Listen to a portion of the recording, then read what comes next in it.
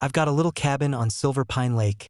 Nothing fancy, just a 2-room log structure my granddad built in the 60s. For years, my family and I have used it to fish, relax, and escape the city. The cabin sits on a 10-acre lot that's been deeded in my family name for 3 generations. A few years back, the wooded land next to my cabin got turned into Silver Pine Shores, a cookie-cutter lake community with matching decks, pastel siding, and, of course, an HOA run by the biggest busybody you'll ever meet, Karen. Karen decided my rustic cabin was an eyesore for her fancy lake view. She'd glare whenever I drove down the old gravel road to the cabin.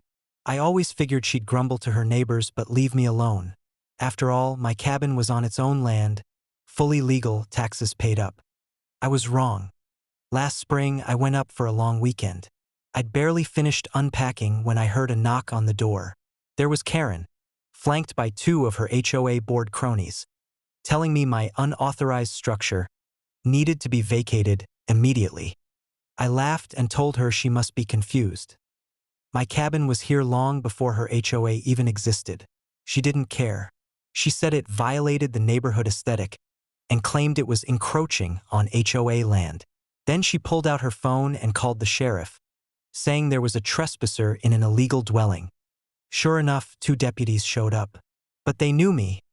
I'd already filed my property deed with the county and paid my taxes every year. The deputies checked the paperwork, rolled their eyes at Karen, and told her she was wasting their time. You'd think she'd stop there. Nope.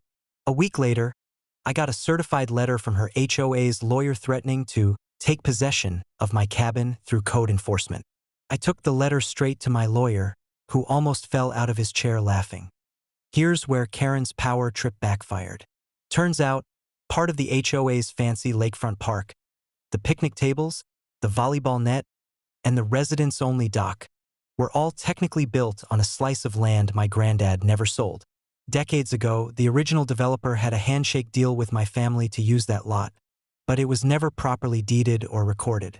When the developer went bankrupt, the HOA just kept using it, assuming they owned it outright. They didn't. I did.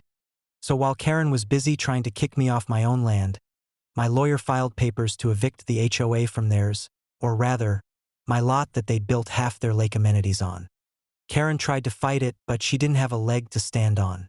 The old surveys, tax records, and grandfather deeds were ironclad.